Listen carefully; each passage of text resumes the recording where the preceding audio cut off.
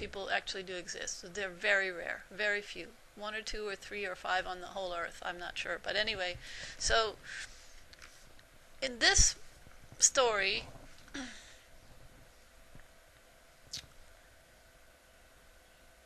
a young girl, 14 years old, is asleep on the Andrea Doria in her stateroom with her parents, and she wakes up suddenly and finds herself injured and in a state of confusion, and she's debris everywhere, and she doesn't know where she is. Well, she landed. The Stockholm rammed the Andrea Doria, and when it happened, the bow of the Stockholm scooped up the little girl out of her bed, and I'm not sure how exactly it happened, but the two ships came together and then pulled apart, and she ended up on the Stockholm.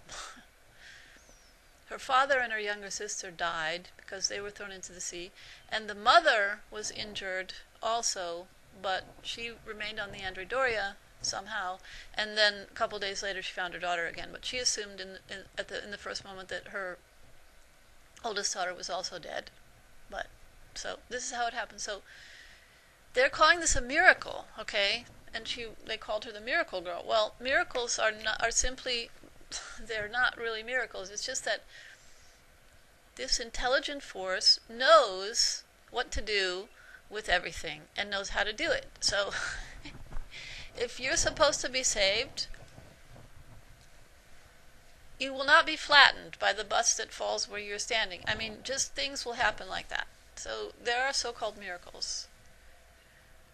But when you look at it this way, it's not really a miracle anymore. It's just that this is the hand of God. God being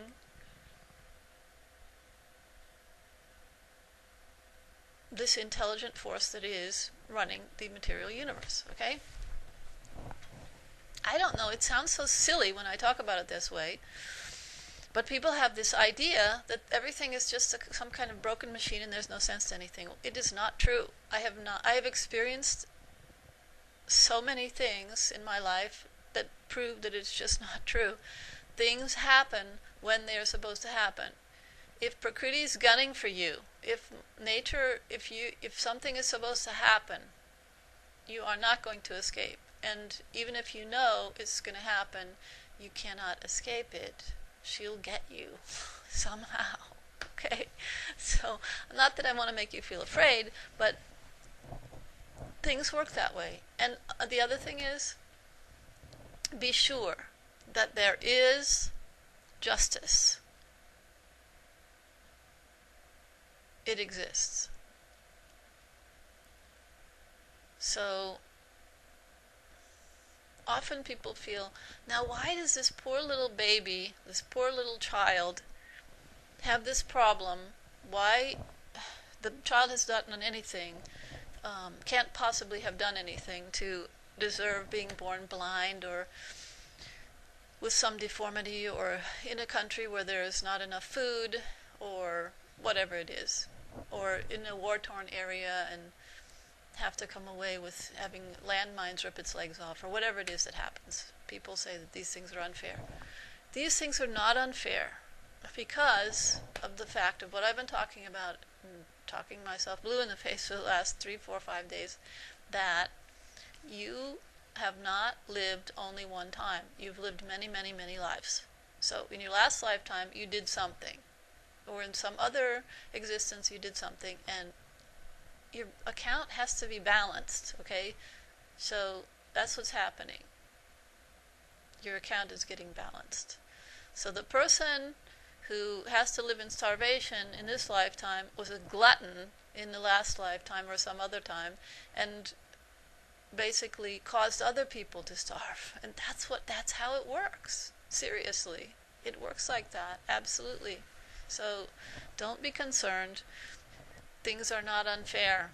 And you don't have to take my word for it, but I'm just telling, actually the only person I'm talking to is the one who's been wondering and who's been having some experiences and wants confirmation. I'm giving you this confirmation. We live multiple lifetimes. We come in many, many different bodies. And we do stuff. And on the next day, God presents us with an opportunity to experience the other side of whatever it was that we did on the day before. That's what's going on. Because we want it that way. That's what we came here for. So